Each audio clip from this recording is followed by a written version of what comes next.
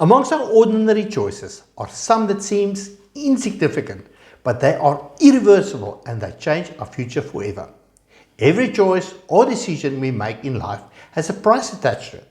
It either takes us along the road of a blessing, if it's God-guided, or it will take us along the road of a problem, if it's made without prayer. In this video, we are going to look at the impact of our decisions and how it influences the direction of our lives.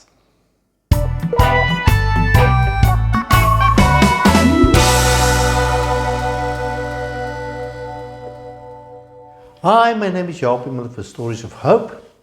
Not too long ago, I received a clear message from God that will actually drastically influence the direction of my life and of my family's life.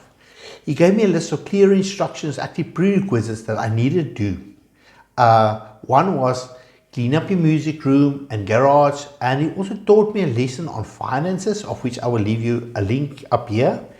And the second one was actually to go and ask forgiveness to people who actually have hurt in the past. So I've now done all these things and checked all these boxes, and now I've been waiting for further instructions from the Lord. But since then, I've started to speak to people, and which started to actually bring doubt to my mind. And then I went on my knees and asked Lord, did I hear you correctly? Then my sister referred me to a book, The Price of a Decision, written by Theo Wolmerans. I actually put for you guys a link in the description down below. These books have touched me in such an extent that I've actually want to share with you what I've learned and how decisions have a serious impact on the direction of your life if you don't consult with God. Abram was probably one of the people that walked this earth that had a close relationship with God. The Bible mentions that Abram to be a friend of God. His father Terah was a ninth descendant, I think, of Noah. Terah had 3 sons, which of course was Abram. Then he had a brother Nahor and Haran. The entire family, including grandchildren, lived in a country called Ur of the Chaldeans. Haran, which was actually Abram's brother, was also the father of Lot. In other words, Lot was Abram's nephew. We actually can read in Genesis 12, 1-2. I actually want to share this with you. The Lord said to Abram, leave your country, your people, and your father's house, and go to the land I will show you.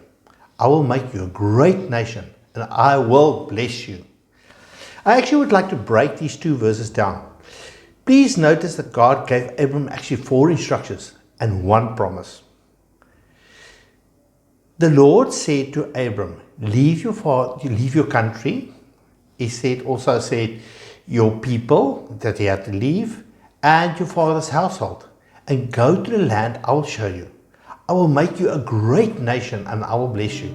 So number 1 was leave your country. That Abram was living in Ur of the Chaldeans. They were pagans and actually moon worshippers. Then number 2 is leave your people.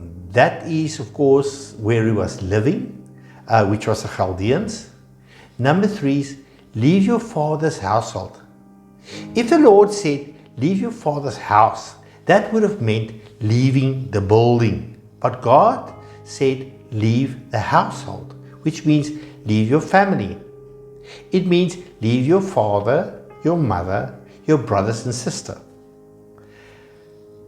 Number 4, then go to the land I will show you. And number 5, of course, is a promise. I will make you a great nation. God promised Abram, if he do that, God will actually make him a great nation, which means Abram would have a lot of children. That's actually the bottom line. So there was actually 4 instructions and 1 promise. How many of these instructions do you think Abram obeyed? Well, let me tell you. Abram only obeyed 2 of the 4 instructions. So let's go through it. Firstly, he took his father Terah and his brother's son Lot with him on a journey. Also, he did not go all the way to the promised land. He stopped in a place called Haran, which is also the same as his brother's name, but Haran, which is halfway. A map of this area shows that he went northwest, and from there he actually has gone all the way down to the south. But he did not. He stayed in Haran for 5 years. And you may ask yourself, but Why did he do that? Because his father Terah wanted to stay there. If you read in Genesis 11 and the book of Acts, chapter 7, you will actually find additional pieces of this jigsaw puzzle. There, I'm actually giving it for you here. Before Stephen was stoned, the apostle Stephen was stoned, he talked about this. Let's look at these two scriptures. In Acts 7 verse 1, a New King James Version, then the high priest said, "Are these things so?" And he said, "Brethren and fathers, listen. The God of glory appeared to our father Abram when he was in Mesopotamia, and before they dwelt in Haran, and said to him, Get out of the country and from your relatives, and come to the land that I will show you. Then he came out of the land of the Chaldeans and dwelt in Haran. And from there, when his father was dead, he moved to the land which you now dwell." In Genesis 11 verse 31 in New King James, you can also read, "And Terah took his son Abram and his grandson Lot, the son of Haran, and his daughter-in-law Sarah, his son's wife, Abram's wife, and they went with him from Ur of the Chaldeans to go into the land of Canaan. And they came to Haran and dwelt there. And the days of Terah were 205 years, and Terah died in Haran. So Abram stayed in Haran for 5 years until his father died, because he was probably submitted to his father's desires. His father seems to be a little domineering if you actually read Genesis 11. It seems when you read this verse that it actually implies it was Terah who had said, "Okay, we are leaving, let's go," and took Abram, Lot, and their direct families. But you must remember, God actually appeared to Abram, not to his father Terah. So when Abram came to his father and said, "I'm going to leave," Terah probably said, "There, where are you going?" Abram obviously told his father. Terah must have probably said something like, "Okay, I will be coming with you." Abram must have agreed with his father. In doing so, he actually, if you think about it, disobeyed God. It may seem harmless enough, like saying, I'll stay at home and watch TV tonight. As you continue with the story, you will actually learn that none of these decisions made were harmless. You may ask, but what is the big deal? Eventually obeyed God. He got to Canaan in the end. But the question is, did his lateness, staying in Haran for 5 years, cause problems for him going forward? Absolutely. So let's actually look at that. So off Abram and his family went actually to Haran, and they stayed there for 5 years until Abram's father dies, and then only continues on his journey to Canaan. So Abram actually arrived 5 years behind the schedule God has actually planned for him. Now, as he arrives, a drought hitting. We can actually read this in Genesis 12 verse 10. Now, if he actually had been there actually 5 years early before the drought actually hit him, he would have been probably much more prepared for it. He could have probably have some dams built, more water pits excavated, so that his cattle and livestock would have enough water to drink. But because he was not prepared, he had to go to Egypt with all of his flocks and his cattle. Why did he go there? Because there was a river by the name called the Nile. He took his cattle to actually keep them alive.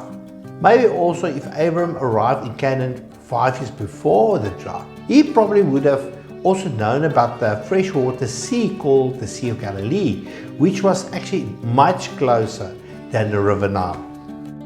Now, here is another caveat to the story. If Abram had arrived in Canaan 5 years before, chances would have been good that he actually might never have gone to Egypt. It was in Egypt that Sarah actually bought the Egyptian maid by the name of Hagar. This was Sarah's first wrong choice. So think about this. If Abram had left on time, they wouldn't have gone to Egypt and they wouldn't have met Hagar. So let's move a little bit forward. Although God promised Abram that he would be the father of a great nation, Abram and Sarah could not have any children. So Sarah came up with this bright idea to give Abram another wife, namely her maid Hagar. This was Sarah's actually second big choice, because from Hagar was born Ishmael, and Ishmael produced basically what we know today as the Arab nations. So according to Genesis 25, Ishmael's descendants were hostile to Isaac's descendants, which is basically his whole life. Actually, we still hear about this conflicts in Israel and the Arab nations today. Now, that is not where the story ends. I wish actually it ended there. Abram and Lot lived for a while in the Negev desert after they actually returned from Egypt, and in an area of Bethel and Ai, I think. Then there came a day when Lot's herdsmen and Abram's herdsmen actually were fighting. Both herds have grown significantly, that the land holding them became too small. Then Abram came to Lot and he suggested that they part from each other for the sake of the herdsmen. Then he gave Lot actually a choice. If you go east, I will go west, you choose. That was actually also wrong. Abram was the man called by God. He should have actually made that choice. Lot probably looked around and down the Jordan Valley, which was, according to the Bible, very green and lush. He might have thought, my cattle will do great down there. In the center of the Jordan Valley was also the prosperous city of Sodom and Gomorrah. Lot didn't weigh up the fact that it was a very sinful city, and he decided to go and live in Sodom while his cattle grazed in the Jordan Valley. Eventually God had to judge the two cities of Sodom and Gomorrah and rain down burning sulfur on them. God sent two angels to warn Lot and his family to flee from Sodom and not to look back at the city. Lot's two daughters were engaged actually to be married, and their fiancés actually refused to go with him. So at the end it was only the four of them. On a day of judgment, while fleeing, Lot's wife actually looked back at the beautiful city burning to ruins. It was not pleasing to God, and therefore his wife turned into a pillar of salt. The one angel allowed the three of them to go to live in a small nearby village. Soon after that, if you know the story, they decided to go live in a cave. Lot's two daughters were actually very concerned that their father's lineage would end because he had no sons. So they decided to commit incest with their father. So they made him drunk and they slept with him. As a result, two sons were born. It was Moab and Ammon, one from each daughter. The descendants, the Moabites today and the Ammonites, were always at war with the Israelites, even up to the time of King David. Thousands upon thousands of Israelites died in unnecessary wars trying to defend themselves against these descendants of Lot, who should have not even gone to Canaan, but should have actually stayed in the land of Ur of the Chaldeans. Think about this. Those in authority have to make God-guided decisions. If they don't, all those under the influence are most likely going to make the wrong decisions as well. Lot should have stayed in Ur of the Chaldeans, but here he is making a decision, looking after the Jordan Valley, trying to decide where to go. He makes a decision without praying, and when he made that decision, he didn't realize that all his possessions would be actually burned to the ground in Sodom. He didn't realize that his wife also would have actually made the wrong decision by looking back and die. He also didn't realize that his two daughters would sleep with him and produce two illegitimate children who would become the Moabites and Ammonites, who would go to war against Abram's descendants for many generations. So to summarize, here it is. It all started with Abram's wrong choice to take Lot with him when God actually clearly told him not to do so. We often talk about the positive things about Abram, and we Truly thank God for that. But we need sometimes to look at these wrong choices as well, because we can learn so much from doing so. Things that will definitely help us today. Let me give you an example. So that great job offer that you're looking at is not an indication that God has opened a door for you. Do you know that Satan actually also can open a door and can deviate you from a path of God's plan for your life? On many occasions, I've actually done many good things that happened to me before I even made a God's choice. Sometimes God will test our faith and our patience.